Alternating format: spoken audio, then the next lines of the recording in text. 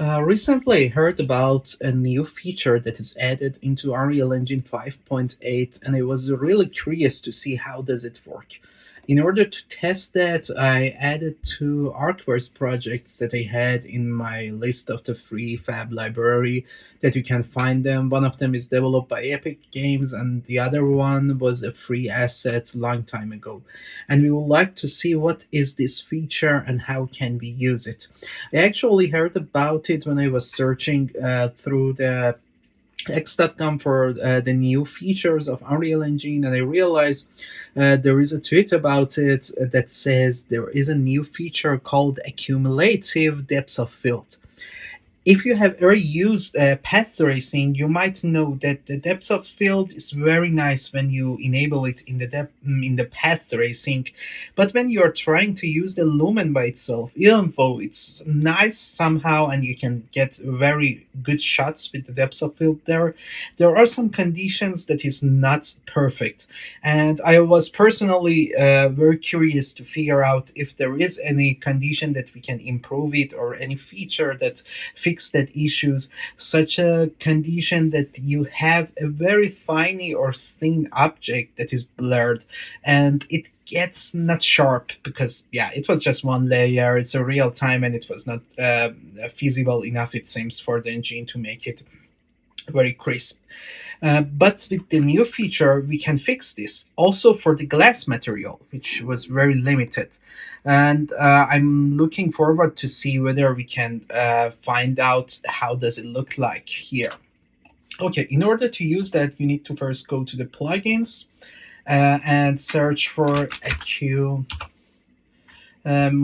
Depth of Field, and you need to enable it. Probably you need to restart the editor afterward. But after you made that, I will come here and create a cinematic camera because it will be more handy to control it with cinematic camera. I have my camera here, camera 0 and cine camera 0, this one, and I will go to this camera to have it there. Then I need to avoid spoiling that, so I will deactivate it first. Yeah. Then I will choose a point that I want to focus on. Yeah, that's good.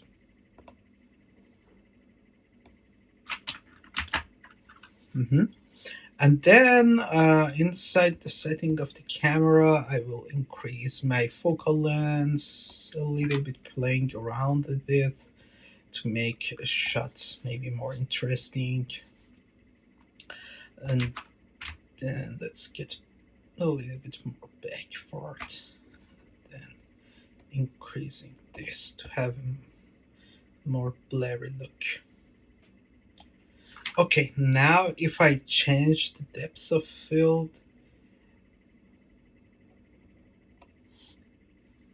you might see that it's good, but it might not be perfect at some point. For example, on the edges or somewhere around when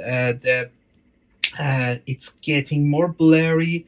It's not giving us a perfect shot. It's somehow edgy. But if you want to use this feature, you can go to the performance and scalability tool and then activate accumulate. Then if you get back to your scene, you will see there is a slider that will start to fill up, and immediately the quality of the things is much better. You can define the number of steps that it will follow, but even without them, you can easily figure out that it's different from before. I will make a high screen resolution screenshot, high resolution screenshot actually, in order to compare them.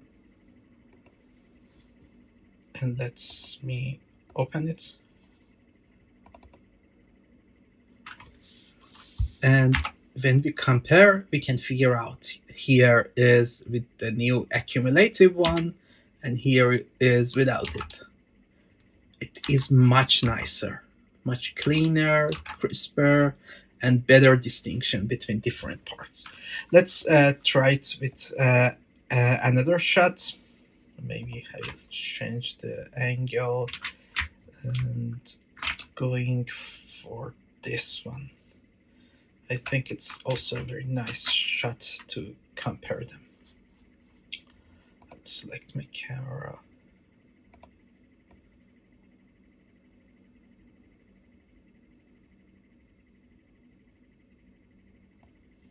Okay, good. And if you focus on the wires here, you can easily figure out that it's good, but it's not perfect.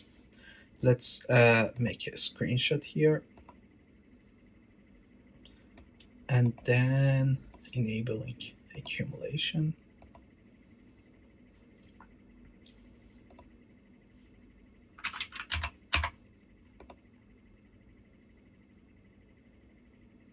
And you can immediately realize, even with a low number of samples, it's much better than before.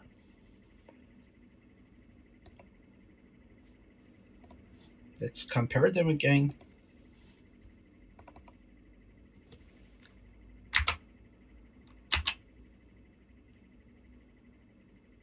That's perfect.